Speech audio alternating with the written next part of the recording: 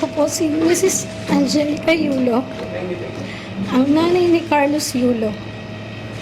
Ako po ay narito para ipahayag ang aking huling pananalita hinggil sa girian sa aming pamilya at ng panig ng anak ko.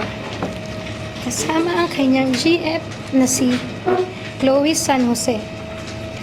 Umabot na kasi ito sa nakakaalarmang sitwasyon.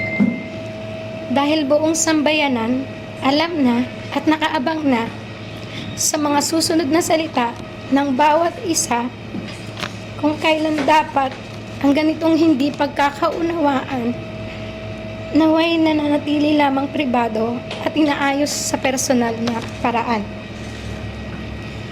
Hindi ako perpektong ina at alam ng Diyos na hindi ka din perpektong anak at walang perpektong pamilya.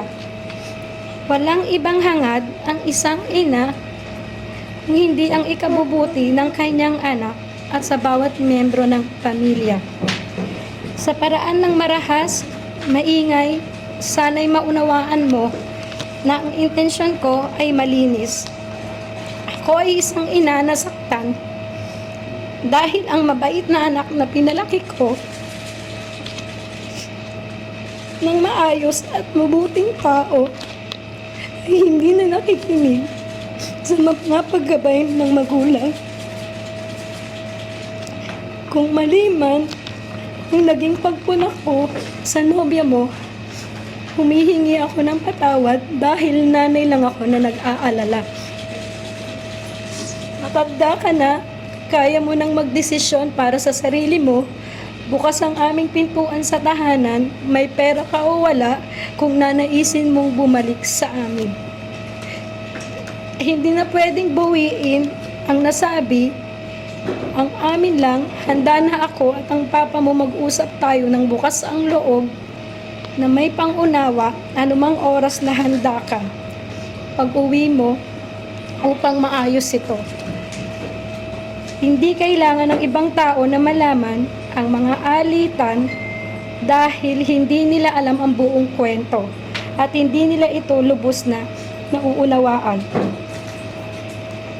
Gayunpaman, humihingi ako ng patawad sa iyo at sa sambayanan sa mga nasabi ko sa interview. Pagod at puyat ako sa kapapanood sa iyo ng mga panahon na yon. Di makatulog sa tuwa kahit tapos na ang iyong laban. Hindi ako nakapag-isip ng mabuti nang nirapido ako ng mga tanong ng mga reporter tungkol sa bagay na dapat ay tayo lamang ang nag-ayos. Patawad, anak. Iintindihan ko na maaaring tignan ng iba na kaya lamang ako nagsasalita ngayon ay dahil sa iyong tagumpay at kasaganaan. Ako ay nagsasalita para ilagay na sa katahimikan ng issue. Bukas ang pintuan para pag-usapan ng personal na walang galit. Hindi man humantong sa pagkabuo ng pamilya naway maipanatili natin ang respeto sa isa't isa at sa dignidad ng pamilya. Kung hindi man tayo magkaayos, sana sa pagdating ng panahon, maunawaan ang aking panig, intensyon at hindi ang ingay. Ang pamilya, iisa lang yan at laging andyan lang para sa isa't isa sa kabila ng anumang pagsubok o alitan.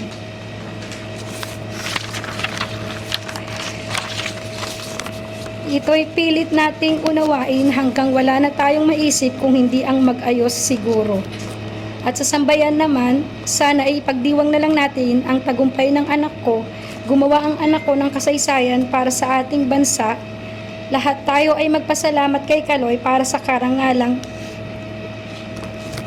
iuuwi niya para sa bayan. Sana pagkatapos ng panayam na ito, titigil na ang lahat at matatahimik na ang bawat partido. Ang mga sugat ay kusa namang maghihilom sa paglipas ng panahon. Pero pipiliin naming humilom kami sa pribado at mapayapang pamamaraan. Kaloy, congratulations sa iyong tagumpay. Mahal na mahal ka namin lahat.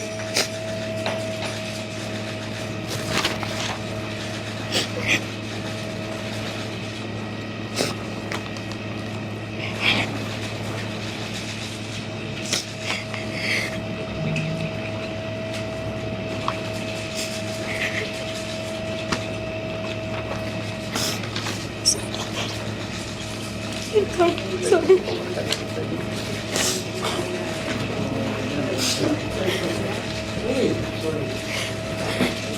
Can I ask you water?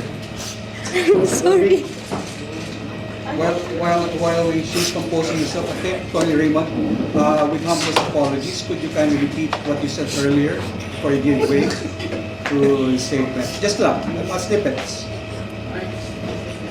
I'm representing Mrs. Yulo for free. I'm doing this not for myself. God has been very generous to me, and I think at certain times